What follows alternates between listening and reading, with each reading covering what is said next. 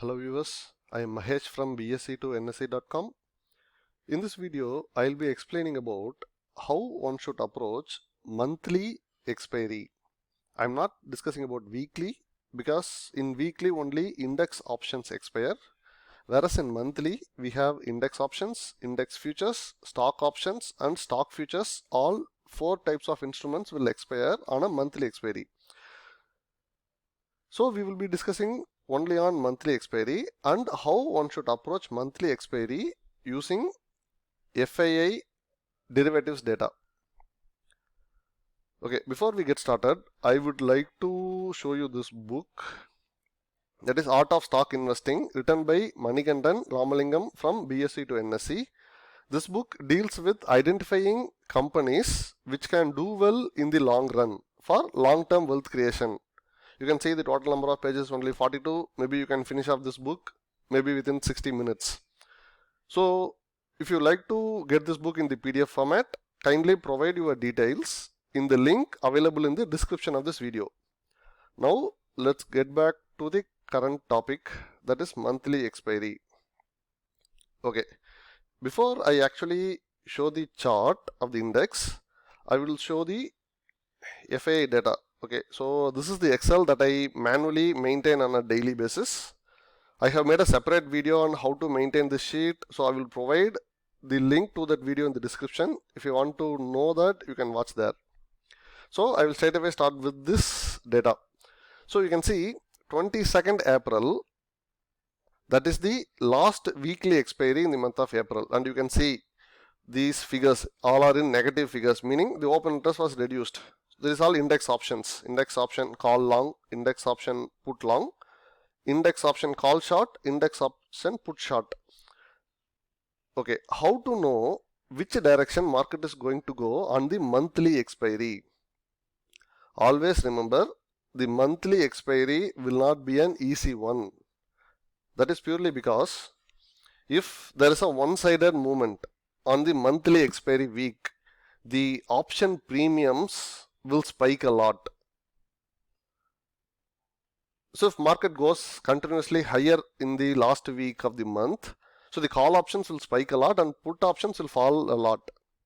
So to make use of the difference or the movement in the premiums, big players will try to take market to a different point, either in one direction or completely in opposite direction, to trap both bulls and bears. So how to know which direction the market is going to go?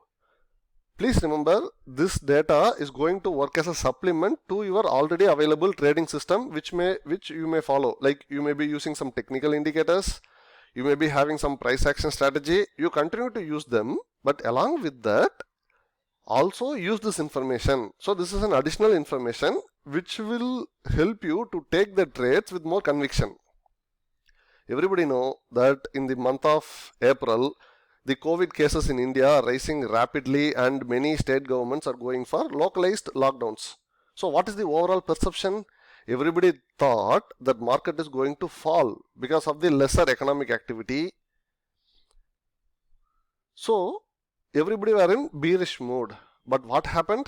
The market spiked in last week, which is completely opposite to everybody's expectation. When such a thing happens, the premiums will spike a lot more than a normal day.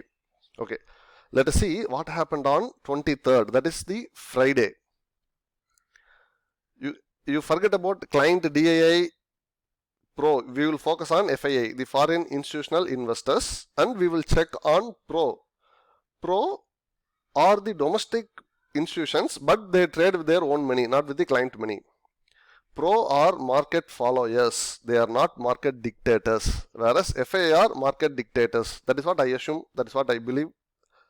You may have different opinion on this, but I think FII are the smart people who can take market anywhere they wanted. Okay, see what happened on Friday. This is index future long, this is index future short. So on an effective basis, they were like, they added additionally some 2.5k lots on the short. But on the stock futures, they added 12,000 lots. These are the number of lots. 12,000 lots on long and 4,000 they have closed their shorts, but the main data comes in the index options.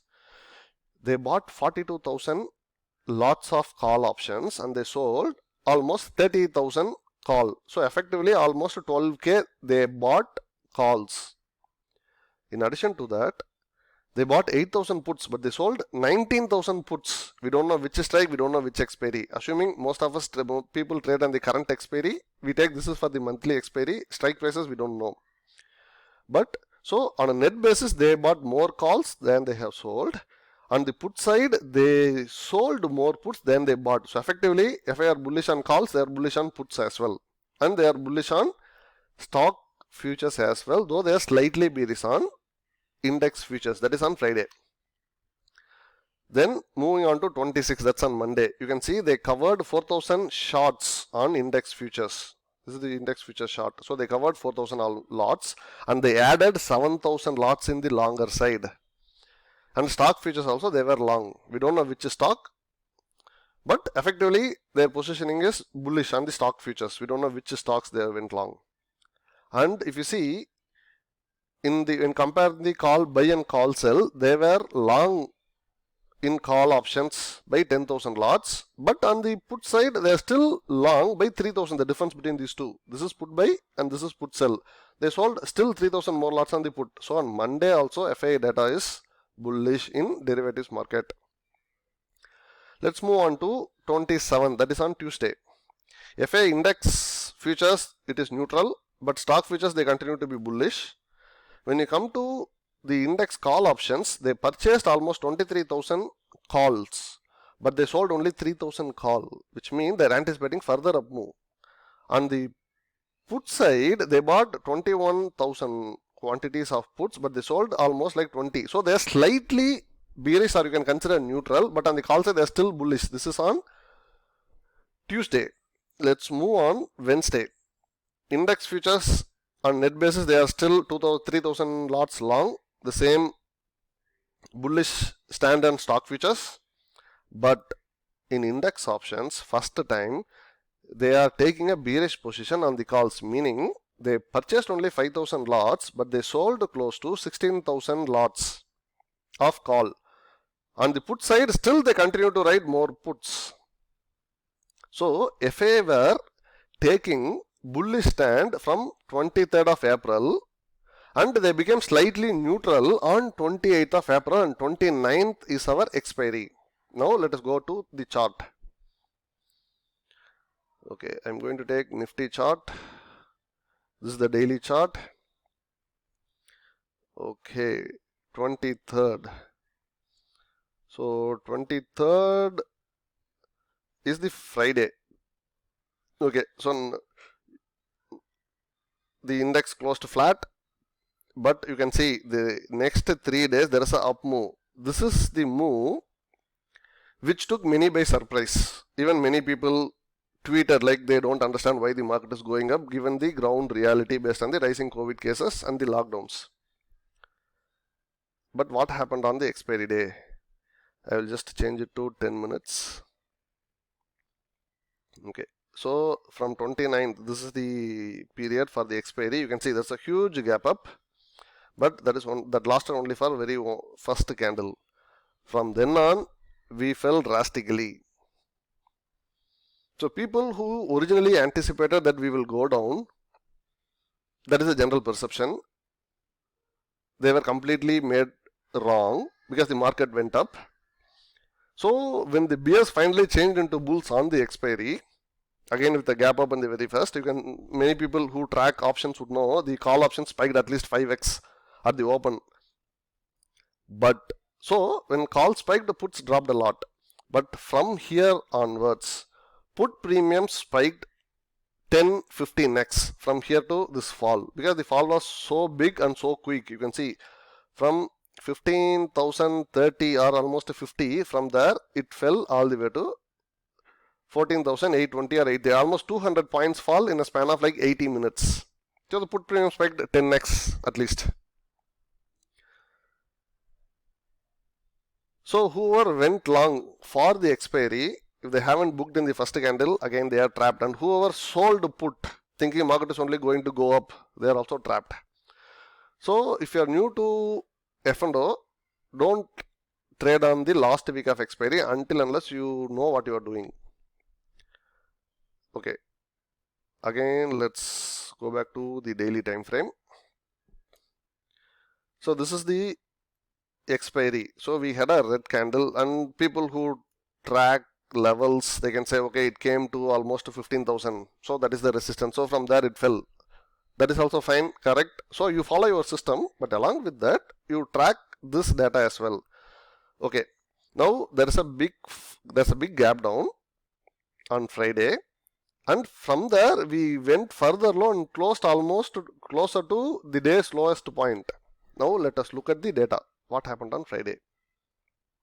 This is nothing to do with monthly expiry, but the Fridays post the monthly expiry, there will be a very big move in one direction which will reflect the ground reality, because market is free to react for the actual data.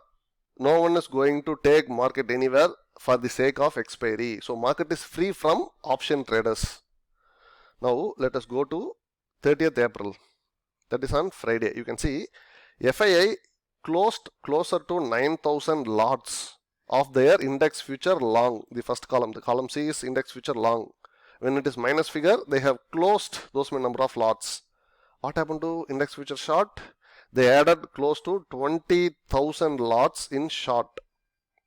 So effectively, there is a net change of 27,000 from long to short in just one day. And this is not a small figure. 30,000 lot per day in a day is a bigger amount. But in stock futures, since this is the beginning of the expiry for a new month, there will be a lot of open interest build up on different stocks. So FII, they are still long on stock futures. We don't know which stock. Okay. Now let us go to index options. You can say FII long in index options by 14,000 lots. But if you see index options put, they are bearish by 26,000 lots in puts. So it is slightly bearish on index options, but it is completely bearish in index futures. Now let us also look at the cash market data. FII sold closer to 3,500 crores in a day. This is the highest sell figure in last 2 months. So the current expectation, or at least what personally I think, that market may be bearish, and this view will hold true as long as the data remains bearish. When FII is going to change the data and market goes up, you have to have your stop losses and trade according to the either data or the technical indicators that you are using. And let us also look at certain components in the index. So this watch list that I have has all Nifty 50 stocks. So I'm going to sort this based on the losers and winners. Okay, you can see the top loser is HDFC, that is 4.68%, HDFC Bank 4%, ICICI 3%, Kotak, Asian Paint, M&M, Tata Motors, TCS, Hindustan Unilever. So most are FII owned stocks. And you can see the cash market sell figure is close to 3,500 crores. So as of now, the things looks bearish and it is going to reflect the ground reality. But trade as per the data. When the data changes, you should change your view. I have taken a bearish view and I just show this as well. So I took a put spread. I bought 14,450 call for the next week expiry at 97.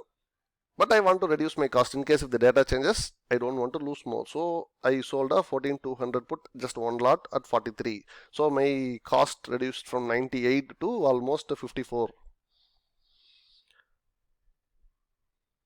Okay, so I think I have covered the point that I wanted to convey in this video on monthly expiry. If you have any doubts, please post it in the comments and I'll be happy to respond. And also please subscribe to our channel to get more videos. Thank you for watching.